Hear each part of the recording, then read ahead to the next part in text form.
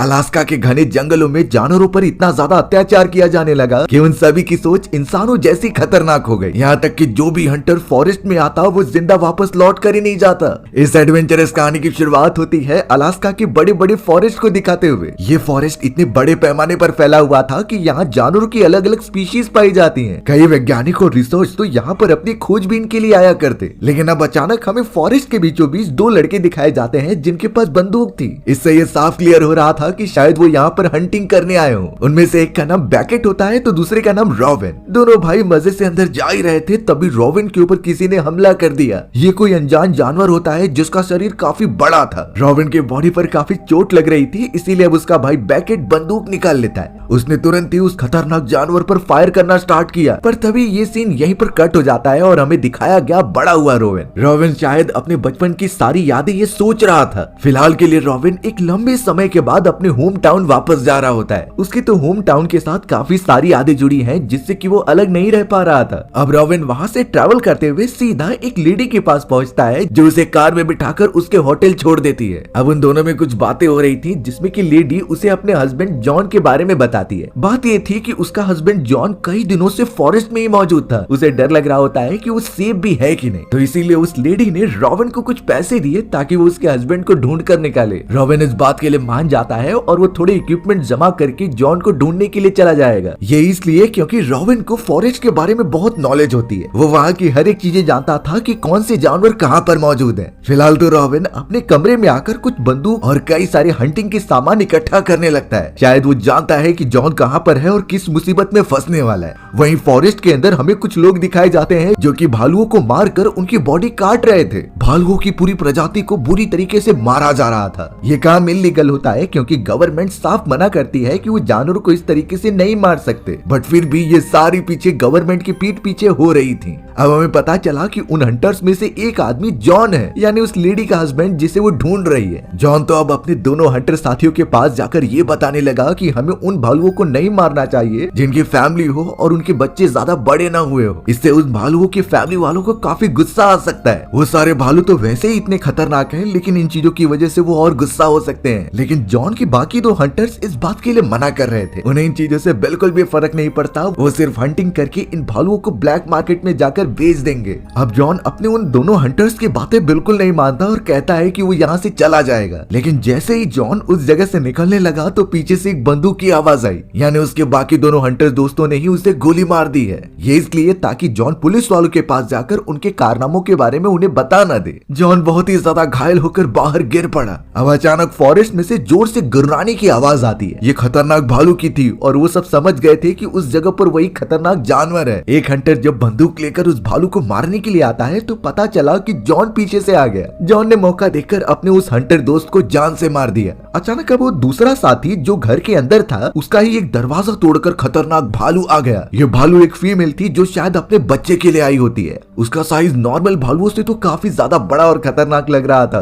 तुरंत ही उस भालू ने उस हंटर पर हमला किया और उसकी बॉडी अलग कर दी। जॉन ये सब देख रहा था और इसका अंदाजा तो उसने पहले भी लगाया होता है, पर फिलहाल वो अपनी जान बचाकर वहाँ से निकलने लगा। हमें तो अब यहाँ रॉबिन दिखाया जाता है एक नाइट क्लब में जिसमें कि वो ड्रिंक कर रहा था। बातों ही बातों में उसकी मुलाकात एक लेडी से होती है जो उससे काफी क्लोज होना चाहती थी। दोनों के बीच में बहुत सारी बातें हुई और अब रॉबिन उस लेडी को अपने होटल वाले रूम में लेकर चला जाता है। पर थोड़ी देर तक टाइम बिताने के बाद वो लेडी उससे पैसे मांगने लगी, तो फिर बाद में पता चला कि ये तो एक प्रोस्टिट्यूट है। रॉबिन तुरंत ही उठ गया और उस लेडी को यहाँ से चले जाने के लिए कहा। पर यहाँ थोड़ी देर बाद वो लेडी जब एक आदमी से मिलती है जो कि उनका डीलर था, वो तो उस लेडी को काफी मारने लगता है क्योंकि उसे पैसे नहीं मिले। रॉबिन सब कुछ वीडियो से देख रहा था और वो बिल्कुल भी सह नहीं पाता। इसीलिए अब रॉबिन तुरंत ही उस डीलर के पास चला जाता है और उस लेडी को बचाने के लिए उससे मारने लगता है। दोनों के बीच थोड़ी हाथापाई हुई, लेकिन रॉबिन लड़ाई में पहले से ही अच्छा था। उसने तो इस डीलर की नाक भी फोड़ दी थी। पर बदकिस्मती से वहाँ पर पुलिस ऑफिसर्स आ जाते हैं जिन्होंने रॉबिन को ही पकड़ लिया। लेकिन रॉबिन जब पीछे मुड़ता है तो उसे पता चला कि ये ऑफिसर कोई और नहीं बल्कि उसका भाई बैकेट है। दोनों भाई इतने सालों बाद एक दूसरे को देखकर एकदम चौंक गए थे। जल्द से जल्द वहाँ पर उनके सीनियर शेरिफ भी आ जाते हैं और उस डीलर को भी पकड़कर कड़ी से कड़ी सजा देने की मांग की गई। यहाँ बेकेट तो रॉबिन से बहुत गुस्सा था क्योंकि वो गायब हो चुका होता है। बाद में ये रियलिटी पता चली कि रॉबिन ने किसी का मर्डर कर दिया था। इन्हीं चीजों की वजह से रॉबिन सजा काटने के लिए जेल में बंद था और कुछ ही दिनों पहले वो वापस निकल कर आया है। बेकेट को रॉबिन की यही चीजें बुरी लगती थी, इसीलिए वो उससे अलग हो गया था। लेकिन इतने सालों बाद दोनों भाई एक दूसरे के साथ मिल चुके हैं, वो भी उनके होम टाउन में। लेकिन ये बात क्लियर है कि डेस्टिनी कोई चेंज नहीं कर सकता। उस एरिया में जितने भी लोग मौजूद हैं वो बड़े खतरे में पड़ने वाले हैं। यहाँ बेकेट अपने भाई रॉबिन को अपने घर पर लेकर आ जाता है ताकि वो कुछ दिन तक वहीं पर रहे। सबसे पहले तो बेकेट ने अपने भाई रॉबिन को ये समझाया कि वो शादी कर चुका है। उसकी एक बहुत ही ब्यूटीफुल वाइफ है जिसका नाम मिचेल था। मिचेल तो एक एनिमल लवर होती है जो अपनी पूरी जिंदगी एनिमल्स की सेफ्टी के लिए बिताना चाहती है। मिचेल हर समय फॉरेस्ट में रहती वहाँ के जानवरों की देख रेख करने के लिए। बेकेट और रॉबिन जो सालों पहले हंटिंग का काम किया करते थे, बेकेट ने वो छोड़ दिया और एक शेरिफ बन गया। लेकिन अब ये सारी बातें बताने के बावजूद बेकेट अब रॉबिन से पूछता है कि तुम्हारा यहाँ आने का क्या मकसद है। रॉबिन के दिमाग में कुछ तो चल रहा था लेकिन वो सब रियलिटी नहीं बताता, बल्कि ये झूठ कह देता है कि वो फॉरेस्ट के उस जगह पर जाकर अपने फादर को श्रद्धांजलि देना चाहता है क्योंकि वो जगह उन्हें सबसे प्यारी थी। बचपन में वो हमेशा अपने फादर के साथ उस स्पॉट पर जाया करते। एक समय पर बेकेट को रॉबिन की बातों पर भरोसा हो गया कि वो यहाँ पर अच्छे काम के लिए आया, इसीलिए उसने रॉबिन को कुछ नहीं किया और यहाँ रहने की परमिशन दे दी। अब हमें उसी रात घने फॉरेस्ट के बीच में दिखाया जाता है जहाँ पर दो आदमी पेड़ काटने के लिए अपनी मशीन्स लेकर जा रहे थे। उनके पास एक पिटबुल डॉग था जो काफी खतरनाक दिख रहा होता है। वो दोनों आदमी अपनी अपनी चेन सॉ मशीन की मदद से पेड़ को काटने में बिजी हो गए थे। साइड की तरफ से पेड़ पौधे हिलने की आवाजें आ रही थी लेकिन उसे इन्होंने इग्नोर कर दिया। अब जब दूसरा आदमी पेड़ के पीछे चेन सॉ लेकर उसे काट रहा था तो उधर से कुछ आवाज आई। वो कुत्ता अचानक इस बात पर भौंकने लगा जिससे कि पहला वाला आदमी एकदम चौंक गया। वो अपने साथी को आवाज तो लगाता है लेकिन कुछ रिप्लाई नहीं आता।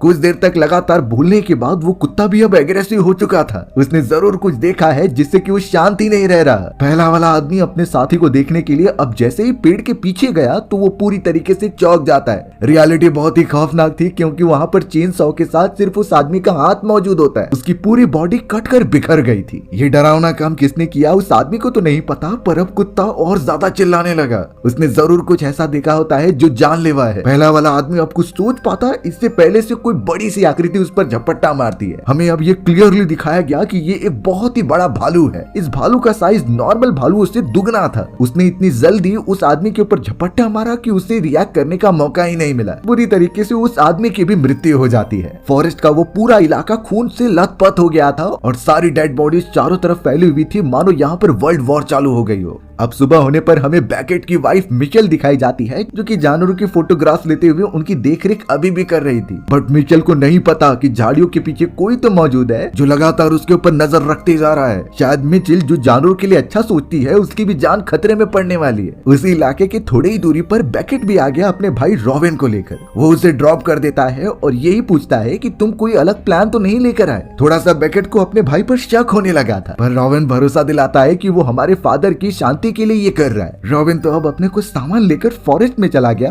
और बेकेट भी अपनी कार लेकर दूर निकल जाता है। फॉरेस्ट में कई देर तक चलने के बाद रॉबिन कुछ पेड़ पौधे हटाने लगा। उन पेड़ पौधों के पीछे तो एक बहुत ही पुरानी कार मौजूद थी। ये कार किसकी है और रॉबिन यहाँ पर क्या कर रहा है ये थोड़ी देर में पता चलेगा। बट उसके दिमाग में कुछ तो प्लान है जो उसने अपने भाई से छुपा कर रखा था। अब बेकेट और उसका एक सीनियर ऑफिसर तुरंत ही एक घटना वाले स्पॉट पर पहुंच जाता है। ये वही स्पॉट था जो रात के समय उन दोनों वर्कर्स के साथ हुआ होता है। पूरे शेरिफ के फोर्सेस को यहाँ पर बुलाया गया और छानबीन अच्छे से जारी कर दी गई। उस जगह पर एक आदमी जो कि उनके ही टीम में काम करता था वो बेकेट और सीनियर शेरिफ से मिलता है। जो खतरनाक चीजें वहाँ पर मौजूद थी उन्हें देखकर ये साफ लग रहा था कि ये काम किसी भालू का हो सकता है। बट वो टीम मेंबर बेकेट और सीनियर ऑफिसर को ये बता रहा था कि ये भालू कोई नॉर्मल नहीं है। इसके पंजों के निशान और साइज का अंदाजा लगाया जा सकता है जो बाकी भालुओं की प्रजाति से एकदम अलग है। इसे तो गवर्नमेंट ने सेंसर भी नहीं किया था और उसके गले पर पट्टे भी नहीं है। वो टीम मेंबर तो ऑफिसर्स को साफ सलाह दे रहा था कि उस बड़े से भालू को ढूंढकर तुरंत मार देना चाहिए क्योंकि वो बाकी लोगों के लिए भी खतरा बन सकता है। अब ये बात सुनने पर बेकेट इसके अगेंस्ट हो गया। वो नहीं चाहता था कि उसके अंडर किसी भी जानवर की जान जाए। वो सीनियर ऑफिसर भी बेकेट का साथ देता है, पर इस पूरी कंडीशन को शांति से सुलझाना होगा। जानवरों के साथ साथ हमें इंसानों की भी सेफ्टी का पूरा ध्यान ध्यान रखना है। बैकेट इन चीजों को खारिज करके सबसे पहले डिसाइड करता है कि वो अपनी वाइफ मिचेल और अपने भाई को ढूंढने जाएगा। सीनियर ऑफिसर भी उसका सपोर्ट करता है और कहता है कि तुम सबसे पहले फैमिली मेंबर्स को जाकर ढूंढो। उस जगह पर तो कैली नाम की एक और मेंबर थी जो बैकेट का साथ देने के लिए रेडी होती है, यानी वो उसके साथ फॉरेस्ट में जाएगी और उसके फैमिली मेंबर्स को ढूंढने में मदद करेगी। यहाँ पता चला कि कैली कहीं न कहीं कई सालों से बैकेट को पसंद भी करती थी, पर बैकेट अभी फिलहाल के लिए अपनी वाइफ और उसके प्रोफेशन से ही उलझा हुआ है। बैकेट और कैली ने फॉरेस्ट में जाने से पहले कई सारे सामान ले लिए जो कि भालुओं से लड़ने में काम आते हैं, जैसे कि भालुओं को दूर भगाने वाला पेपर स्प्रे और बहुत सारे ऐसे हथियार जो शायद उनके काम आ सकते हैं। बिना देरी किए अब वो दोनों निकलने की तैयारी करने लगे। बैकेट ने तो कैली से साफ कह दिया था कि वो एक भी भालू को नहीं मारेगा, बस उसने अपने साथ भालुओं को बेहोश करने वाली बंदूक रखी थी। अब यहाँ हमें फॉरेस्ट में मिचेल दिखाई जाती है जो कि छोटे छोटे जाल बिछा रही थी, ये इसलिए ताकि वो जानवरों को पकड़ सके और उनके ऊपर स्टडी करे।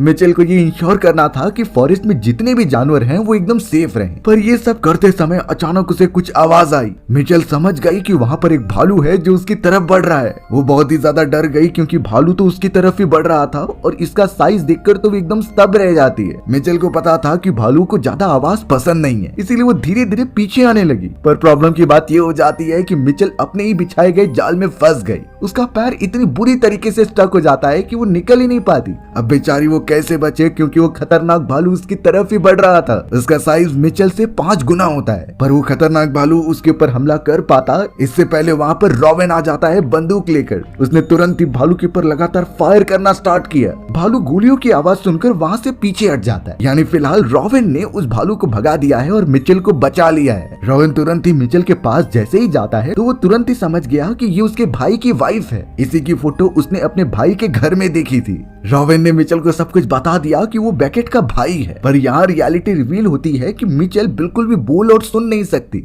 वो सिर्फ साइन लैंग्वेज में बात कर सकती है। ये जानने पर रॉबिन एकदम स्तब्ध रह जाता है, पर फिलहाल उसे उसकी मदद करनी होगी। हमें तो अब वो बूढ़ा सीनियर शेरिफ दिखाया गया जो कि अपने डक नाम के एक मेंबर के पास चला जाता है। शेरिफ ने डक से साफ कहा कि वो भालू जितना खतरनाक है तो हमें उसे मारना होगा, भले ही बैकेट इसके अगेंस्ट हो, लेकिन हमें बाकियों की सुरक्षा का ध्यान रखना है। डक अब इन चीजों के ऊपर एक टिप्पणी करता है कि वो भालू बहुत ही ज्यादा एग्रेसिव हो चुका है और इसके पीछे कोई नॉर्मल रीजन नहीं है, क्योंकि यूजुअली भालू बहुत ही ज्यादा भूखे होते हैं तो वो लोगों पर हमला करते हैं, लेकिन इस वाले खतरनाक भालू का रीजन कुछ और ही है। जिस तरीके से इसने लोगों को मारा है वो आज तक कभी नहीं हुआ। अब ये सारी चीजें डिस्कशन करते समय सीनियर ऑफिसर को अपने एक दूसरे ऑफिसर का कॉल आता है। वो एक फीमेल ऑफिसर थी जो अभी अभी फॉरेस्ट में अपनी तहकीकात कर रही होती है। फीमेल ऑफिसर ने शेरिफ को बताया कि उसे जॉन की एक पुरानी कार फॉरेस्ट में मिली है। ये बहुत ही ज्यादा पुरानी थी और इसके ऊपर वो रिसर्च करके पता लगा सकते हैं कि यहाँ क्या हो रहा है। अब जैसे ही वो ये बात खत्म करती, पीछे से कोई बड़ी परछाई आ गई। ये वही खतरनाक भालू था जिसने फीमेल ऑफिसर पर हमला कर दिया। वो इतना बुरी तरीके से उसे मारता है कि उसकी पूरी आवाजें शेरिफ को सुनाई दे रही थी। शेरिफ समझ नहीं पाता कि उसकी फीमेल ऑफिसर के साथ क्या हुआ, बट उस विशालकाय भालू ने फीमेल ऑफिसर को कार में गिराकर उसकी जान ले ली। शेरिफ इस बात से डर गया, इसीलिए वो बैकेट को कनेक्ट करता है ताकि वो उस जगह पर जाकर देख ले। सीनियर शेरिफ ने तो बैकेट को सारी बातें बता दी कि तुम्हारे आसपास कोई खतरनाक भालू हो सकता है और शायद उसने हमारे फीमेल ऑफिसर पर हमला भी किया है। बैकेट इस बात से तुरंत ही कैली के साथ एकदम चौकन्ना हो गया और जल्द से जल्द अपनी वाइफ के पास बढ़ने लगा। यहाँ फॉरेस्ट के और अंदर तक रॉबिन मिचेल के साथ होता है और वो नहीं समझ पा रहे थे कि यहाँ से कैसे बाहर निकला जाए। फिलहाल उन्होंने उसी एक जगह पर कैंप बिछाने का डिसाइड किया, क्योंकि इस तरीके से फॉरेस्ट में चारों तरफ घूमते रहना मतलब मौत को बुलावा देना था। सीनियर ऑफिसर अपने एक साथी को बताने लगता है कि जॉन नाम का एक आदमी भी वहाँ पर नहीं है, वो उस जगह पर खो गया है, तो उसे भी ढूंढना जरूरी है। यहाँ एक बात पता चली कि उसने डक नाम के आदमी को भेज दिया है भालू को मारने के लिए, और साथ ही साथ जो 2 लोग पेड़ काटने के लिए गए थे उसे भी इसी पुलिस ऑफिसर ने भेजा था। सीनियर शेरिफ ने ये सारी चीजें बिना अथॉरिटी को बताए की थी, ये इसलिए ताकि इन बातों पर कोई दंगे फसाद ना हो। यहाँ बैकेट और कैली तो ट्रेवल करते हुए उस स्पॉट पर पहुंच जाते हैं जहाँ उन्हें एक डायरी मिली। ये डायरी मिचेल की थी और उस जगह पर रॉबिन का एक कीज भी पड़ी होती है। इससे बैकेट और कैली समझ गए कि रॉबिन कहीं न कहीं मिचेल के साथ मिल चुका है, वो यहीं कहीं होंगे, इसीलिए उन्हें ढूंढना बहुत जरूरी होगा। तुरंत ही अब वो डायरेक्शन देखने लगे कि वो सब कहाँ गए होंगे। अब इस तरीके की अनजान कंडीशन हमारे सामने भी आ सकती है जहाँ फॉरेस्ट में हम पूरी तरीके से भटक गए हो। हमें पता करना हो कि बाकी साथी किस जगह पर गए हुए हैं, तो इन चीजों का पता करने के लिए सबसे अच्छी टेक्निक होती है कि आप पेड़ पौधों को देखिए। जब भी हम फॉरेस्ट के बीचों बीच पेड़ पौधों में से होकर जाते हैं तो वो मुड़ जाते थे। पत्ते जिस डायरेक्शन में मुड़े हो हमें उसके अपोजिट डायरेक्शन में जाना है, और घने पेड़ पेड़ पौधों को देखकर तो साफ ही पता चल सकता था कि यहाँ से कोई तो गुजरा है। जानवरों की बात अलग है क्योंकि उसमें जो डिफरेंस रहेगा वो नीचे की तरफ होगा, जबकि हम इंसान 6 से 5 फुट तक के डिफरेंस बनाते हुए चलते थे। इसके बाद दूसरी टेक्निक आती है जमीन पर पैरों के निशान बनने की। ये बहुत ही पुराना उपाय है किसी के बारे में पता करने का। अगर शुरुआत की दोनों टेक्निक को कंबाइन कर दिया जाए तो किसी भी खोए हुए इंसान का पता लगाया जा सकता है। फिर भी कुछ ना समझे तो हमें एक पेड़ के ऊपर चढ़ जाना है। जितना टॉप पर हो सके उतना टॉप पर जाइए, जिससे कि उस पूरे फॉरेस्ट का एक अंदाजा मिल सके कि कहां पर क्या हलचल हो रही है। अब शायद इन्हीं चीजों का यूज करके बेकेट और कैली पहुंच जाते हैं रॉबिन और मिचेल के पास। बेकेट अपनी वाइफ मिचेल को सही सलामत देखकर एकदम खुश हो गया। वो तो उसे गले भी लगा लेता है। रॉबिन को उसने धन्यवाद भी कहा उसकी वाइफ की जान बचाने के लिए। पर यहाँ रॉबिन कैली को देखकर थोड़ा चौंक गया। दोनों एक दूसरे को नोटिस करते हैं और रॉबिन तो उस जगह पर खड़ा हुआ था। कैली जब रॉबिन के पास चली जाती है तो रॉबिन ऊंचाई से फॉरेस्ट को देख रहा था। ये वही जगह होती है जहाँ पर उसके फादर उन्हें लाया करते। प्रॉब्लम की बात ये हो गई कि इस जगह से थोड़ा आगे वाले एरिया में जाने पर वो भटक जाएंगे। वो ऐसा डेंस और भूल भुलैया वाला फॉरेस्ट था जहाँ से जानवर भी बाहर नहीं निकल सकते।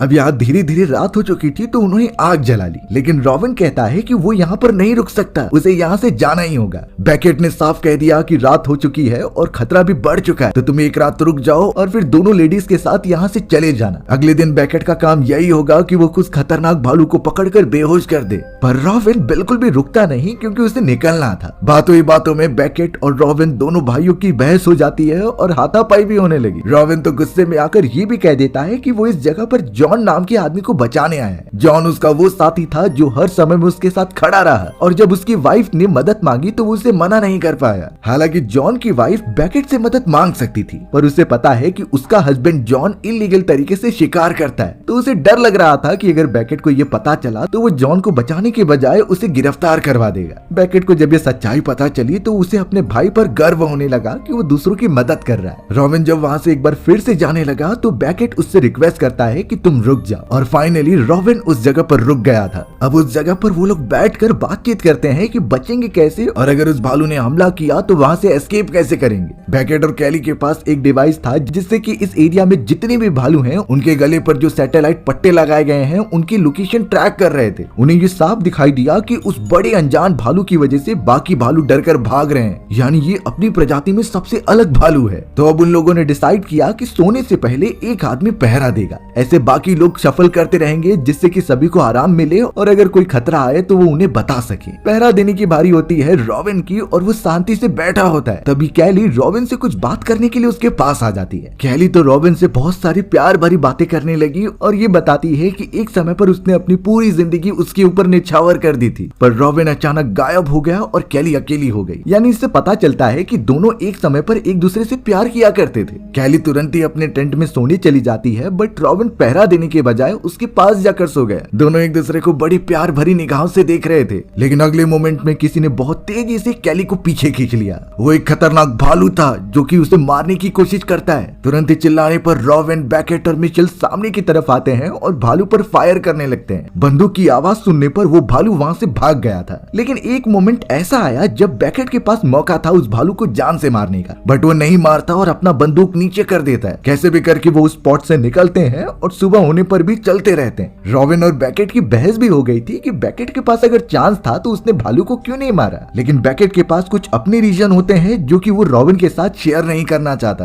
बेकेट तो अपने भाई रॉबिन पर ही गुस्सा हो रहा था कि अगर तुम अच्छे से पहरा देते हुए ध्यान देते तो ये नहीं होता। अचानक अब मिचेल फिसल कर गिर गई थी। वो एक मांस का टुकड़ा था जो चारों तरफ फैला हुआ होता है, यानी वो फॉरेस्ट के उस स्पॉट पर आ चुके हैं जहाँ जानवर एक दूसरे का शिकार करते हैं। चारों तरफ डेड बॉडीज पड़ी हुई थी अलग अलग टाइप के जानवरों की। अब पूरी तरीके से फॉरेस्ट में गुम हो जाने के बाद उन्होंने यही प्लान बनाया कि वो सबसे डेंस वाले फॉरेस्ट में जाएंगे, क्योंकि वहाँ के दूसरी तरफ एक नदी निकलती है। अगर वो नदी तक पहुंच गए तो यहाँ से बाहर निकला जा सकता है। बेकेट ने कांटेक्ट करके उस सीनियर ऑफिसर को सब कुछ बता दिया था। वो कहता है कि तुम कोई बोट लेकर उस नदी के पास पहुंचो जहां से हम सभी को रेस्क्यू किया जा सकता है। सीनियर ऑफिसर अपने एक दूसरे साथी के साथ बोट लेकर निकल पड़ा। अब ट्रैवल करते हुए उन्हें गन शॉट की आवाज आती है। तुरंत ही जब उसे फॉलो किया गया तो पता चला कि उस जगह पर डक मौजूद है जिसने शायद एक छोटे भालू को मार दिया है। बेकेट इसके ऊपर बहुत गुस्सा होता है और तुरंत ही डक को मारने के लिए जाता है, पर डक ने उस भालू के गले से एक पट्टा निकालकर उन्हें दे दिया और ये कहा कि उसके ऊपर लगी गए कैमरे कैमरा को अच्छी तरीके से चेक करो। जब कैमरा के फुटेजेस को देखा गया तो पता चलता है कि उस भालू को उस बड़े वाले भालू ने मारा है, यानी वो खतरनाक भालू दूसरे भालुओं पर भी हमला कर रहा है। इससे बैकेट और बाकी लोगों की थिंकिंग चेंज हो जाती है डक के प्रति, यानी डक ने उस भालू को नहीं मारा और अब देखकर ऐसा ही लग रहा होता है कि उस बड़े से भालू को मारना ही होगा, नहीं तो वो बाकी जानवरों को भी जिंदा नहीं छोड़ेगा। सारी इंफॉर्मेशन कलेक्ट करने के बाद बैकेट अपने सभी लोगों के साथ निकल पड़ता है उस नदी की तरफ, लेकिन डक वहीं पर रुक गया क्योंकि उसे और भी काम करने थे।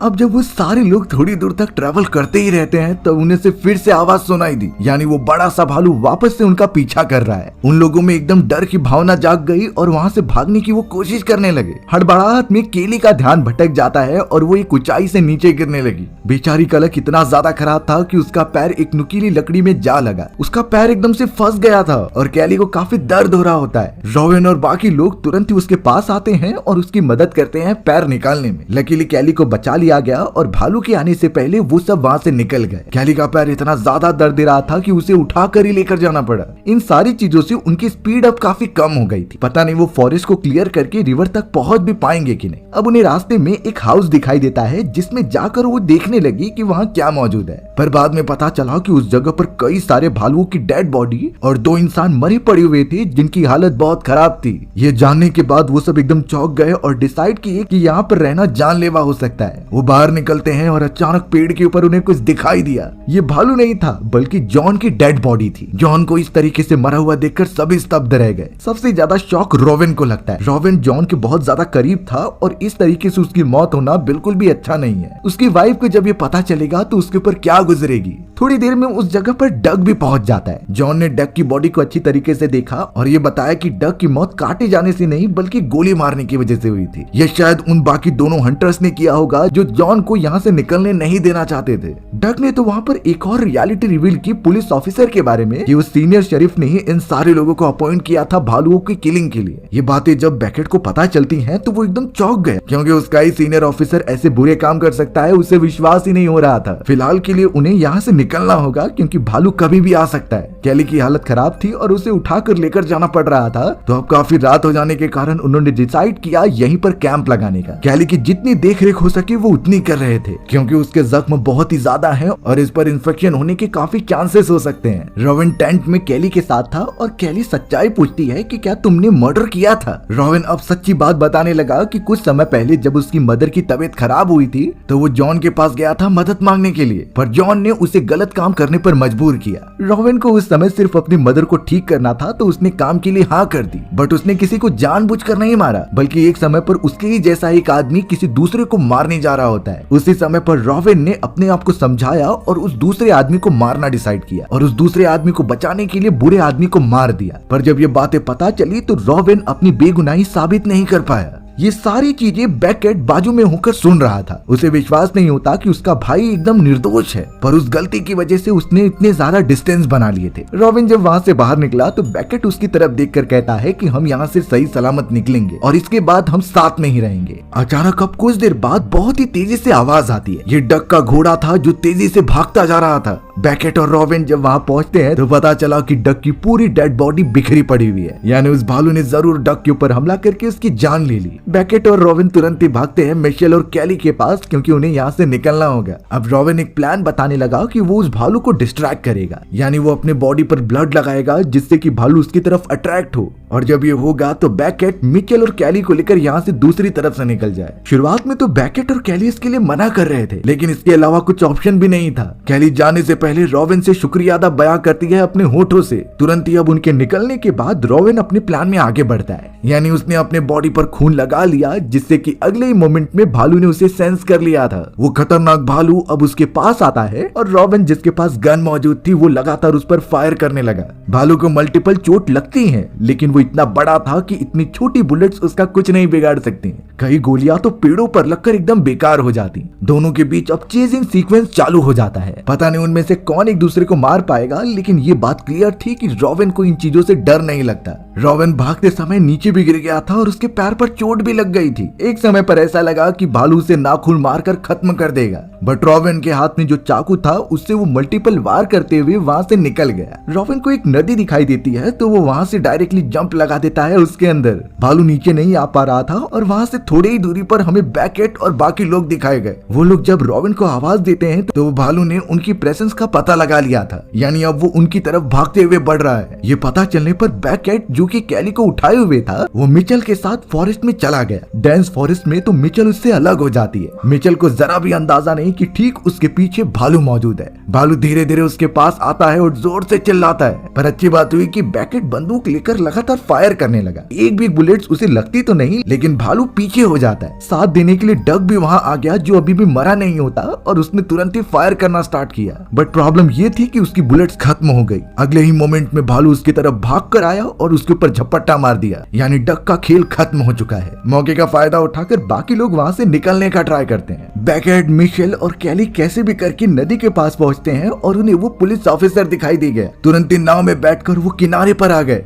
पर यहाँ बैकेट उस सीनियर ऑफिसर से काफी गुस्सा था इतने बुरे काम करवाने के लिए। ऑफिसर ने सिंपली यही कहा कि उसके पास बिल्कुल पैसे नहीं थे, वो रिटायर होने वाला था तो उसके पास कुछ तो सेफ्टी होनी चाहिए। दोनों में बहस छिड़ गई थी, पर अचानक पीछे से वही भालू उन पर अटैक कर देता है। भालू ने पुलिस ऑफिसर को नाखून मारना स्टार्ट किया और बैकेट तो दोनों लेडीज के साथ नाव पर था। बाद में दूसरी तरफ देखने में पता चला कि रॉबिन सही सलामत वहाँ से गुजर रहा है, तो इसीलिए अब बैकेट और रॉबिन ट्राई करते हैं कुछ फ्यूल लेकर उस भालू को फंसाने का। फ्यूल चारों तरफ फैलाकर उसे आग लगा दी गई। विशालकाय भालू उसमें फंसा रह गया तो बाकी लोग नाव पर आते हैं वहाँ से निकलने के लिए, पर यहाँ चीजें खत्म नहीं होती। भालू उसमें से बाहर निकलकर तुरंत ही बोट को उल्टा देता है। अब तो वो बढ़ने लगा कैली की तरफ उसे चोट पहुंचाने के लिए, बट रॉबिन वहां पहुंचकर उसे मल्टीपल वार करता है। भालू ने उस पर हमला जारी कर दिया जिसे पीछे से बैकेट रोक रहा था। इस पूरी फाइटिंग में उन्हें बहुत ज्यादा डैमेज पहुंचता है, लेकिन आखिरकार रॉबिन ने जो अपने हाथ में नुकीला चाकू लिया था वो भालू के गले में घुसा दिया। ऐसा करते ही कुछ देर तक भालू तड़पता रहा और वहां पर मर गया। सभी लोग वहां पर चैन की सांस लेते हैं और उनकी बॉडी पर मल्टीपल निशान थे घाव के। शायद अब उन्हें कोई भी टेंशन लेने की जरूरत नहीं, क्योंकि यही एक भालू था जो उन पर हमला कर रहा होता है। पर उसकी भी कुछ गलती नहीं थी, क्योंकि कई सारे हंटर्स ने उसकी पूरी फैमिली को खत्म कर दिया है, जिससे ये फीमेल भालू एकदम से पागल हो गई। अगर खुद तकलीफ नहीं झेलनी है तो जानवरों की भी फैमिली को तकलीफ नहीं देनी चाहिए। हमारी कहानी ऐसे ही यहाँ पर खत्म हो जाती है। अगर आपको मेरा नरेशन 1% भी अच्छा लगा होगा ना तो वीडियो को लाइक एंड चैनल को सब्सक्राइब जरूर कर देना। मिलते हैं इसी तरीके की मजेदार वीडियोस में, तब तक के लिए बाय बाय।